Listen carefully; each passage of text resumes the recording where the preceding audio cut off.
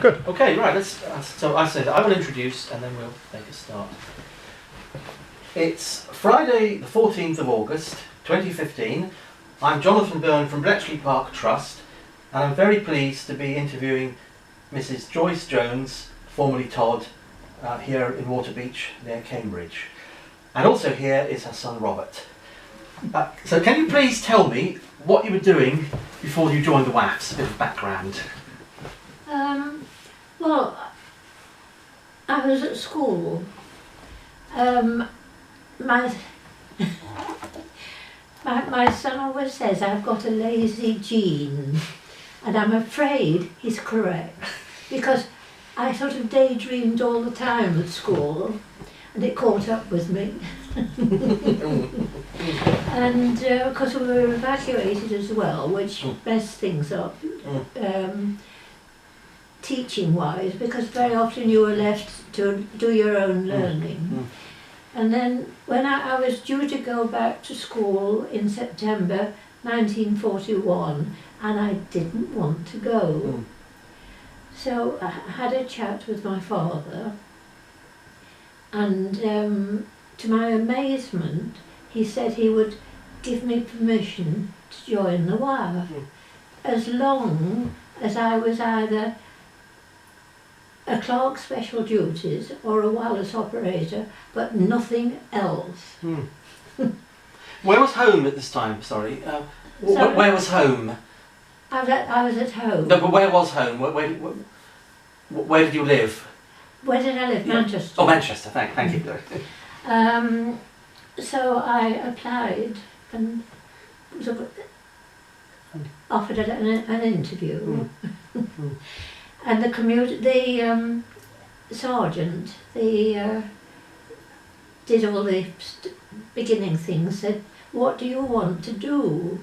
So I told her what my father had said, you see, and she said, oh, we want intelligent girls for clerk special duties. You can be a wireless operator. So my fate was sealed and I became a wireless operator eventually.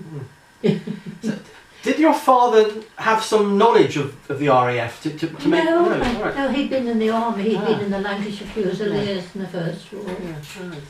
No, he knew nothing about it, but it must have been something he'd read at some time. And then, so I started, the usual routine of getting into being a wireless operator. So where did you sort of join up in the WAFs? Where did you first report to?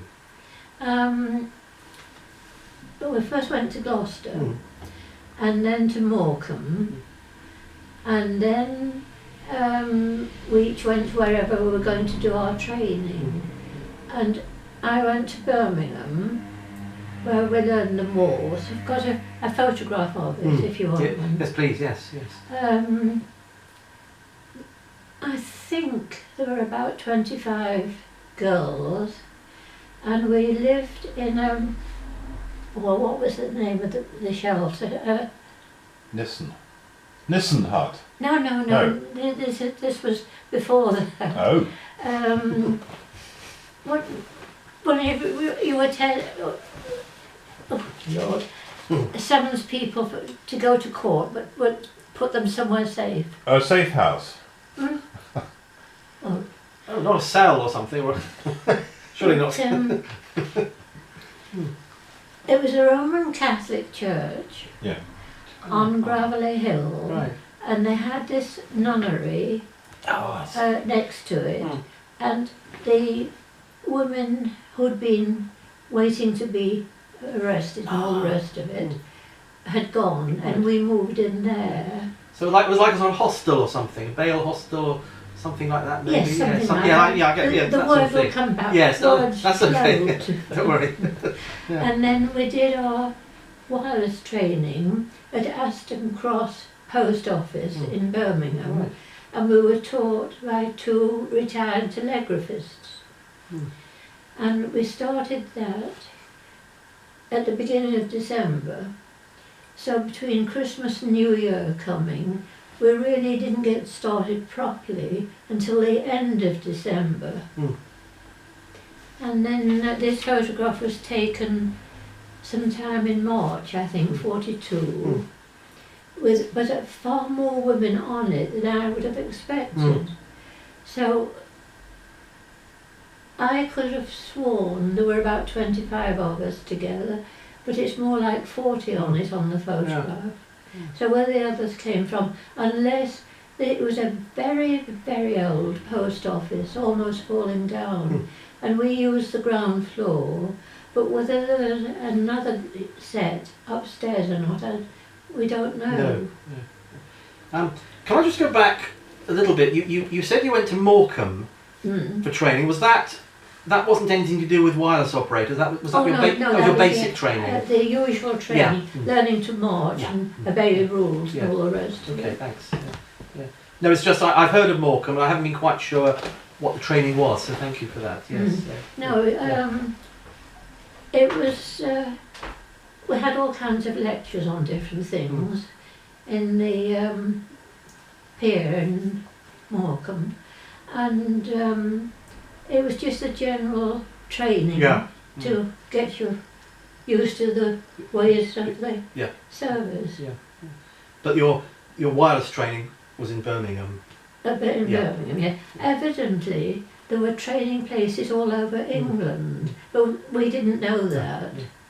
And then, from a book I bought recently about wire service, the country was absolutely loaded with people listening. Yes. It's a fascinating story. It's very true, yes. And of course it was Navy and Army as well as Air Force, and civilians as well doing it, yes, that's right. Now, you knew you were going to be a wireless operator. Did you have any clue of the sort of work you'd be doing? Not a clue, not till we got to Chicksands.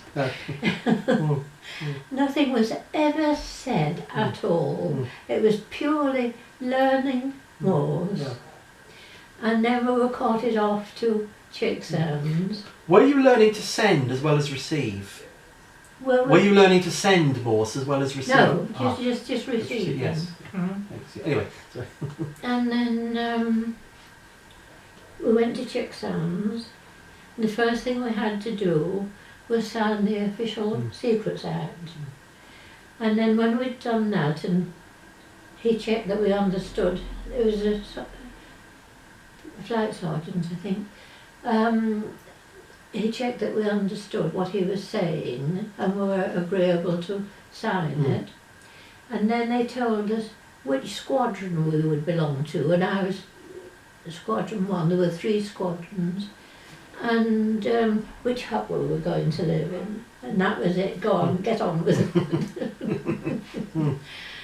So after we sort of dumped all our things, I think I started work at 4 o'clock till midnight, but I think this was the following day because we wouldn't have had time to do that.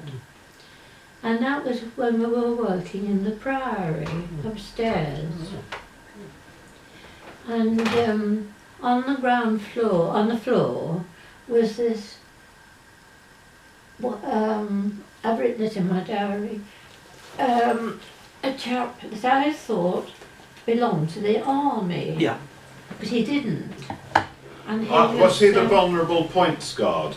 That's right, he was an expression we'd never heard before, yes. Vulnerable points staff. Yeah. Just one man by himself. He had his ground sheet sort of slung on one shoulder, and a rifle over the other, and held a torch, and sort of watched each one of us go in. Because it was all new to us, we didn't know which way to go. And we had to go in by a side entrance, up a wooden staircase, and then you had to walk, turn left, and that took you to the front of the house. And then we worked in the top front of the houses, rooms. Yes. 8-hour watches. If we were lucky, we got a cup of tea during it.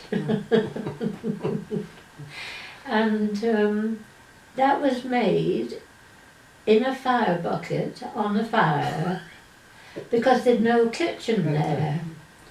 So the two chaps had to come carrying this hot bucket, and we had to dip our mugs into it, whether your mug was clean or dirty or whatever it was, and we survived. And then there was a table, a long table, almost like a decorating table, down the centre of the room, and there'd be a sergeant and probably a couple of corporals in each room, and they would be trying to work out where the signals were coming from mathematically, way beyond me, I'm afraid. And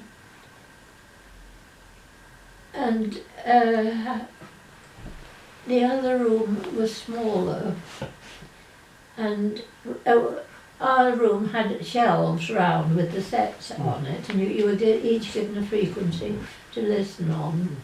And the other room was the same but smaller.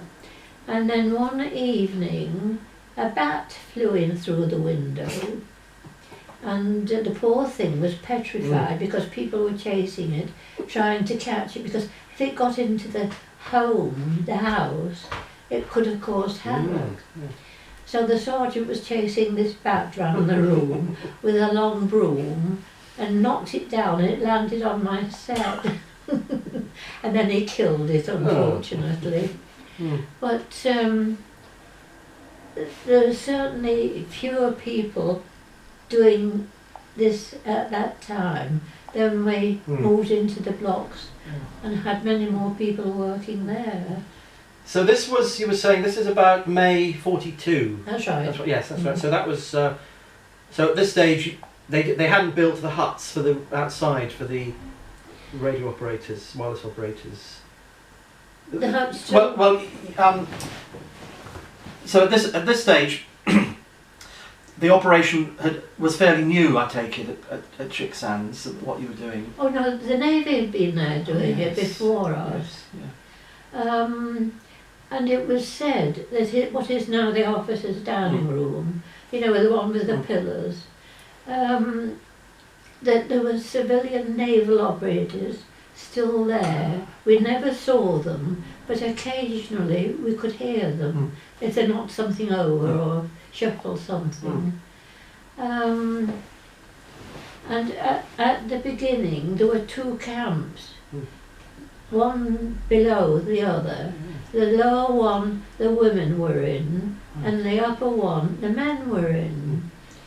And then quite suddenly, after some months, a year or so, we were swapped round. We never told why, we just had to swap all our belongings round. But everything you could think of was terribly primitive.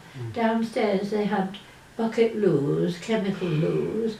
Where we washed, I cannot remember. And when we got to the upper camp, that was a bit more civilised. We had proper loos, and the washing and that sort of thing was slightly more civilised. But the whole place really was quite a primitive place. Yeah, it's obviously they thought the women should have the better accommodation, rather than have to rough it with buckets and things. It was a bit much. Yeah. Now, when you were on the radios doing your work, how much did you know about what you were actually doing? What you were listening to?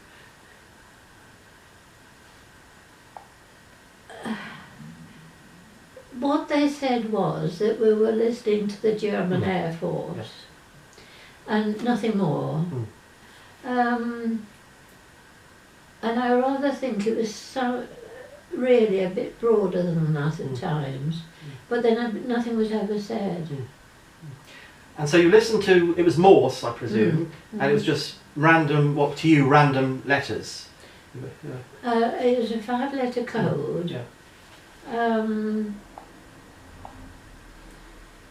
and of course it would be in the German code, wouldn't it? Yeah.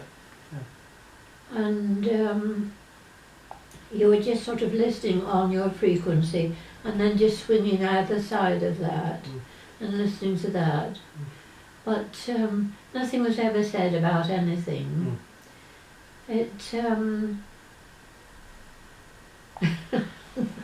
was a bit boring.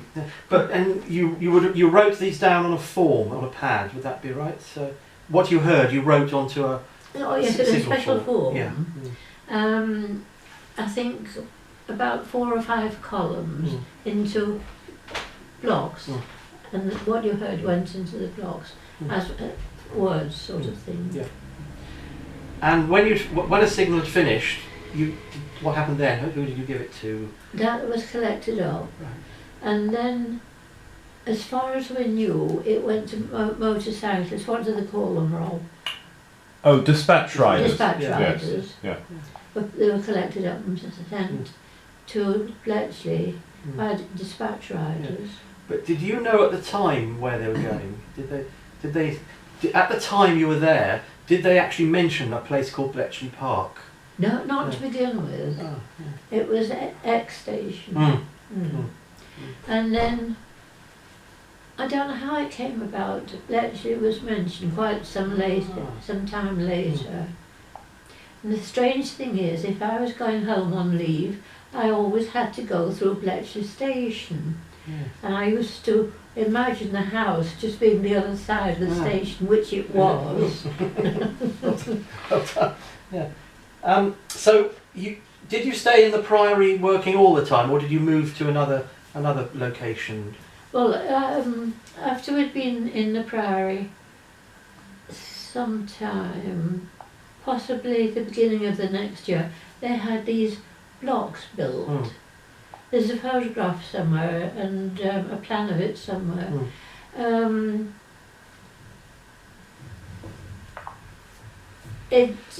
I think there were about, you sat in pairs, and I think there'd probably be about 24 each one, with a sergeant and possibly a corporal.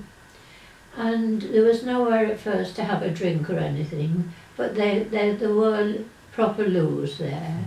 So to begin with, we had to have a drink in a big cupboard, if somebody could make a drink. And then eventually there was a new big hut put with people making proper drinks. And we should have had biscuits, and we never saw one. And we used to have chunks of bread with marge, and that was it. Not even any jam.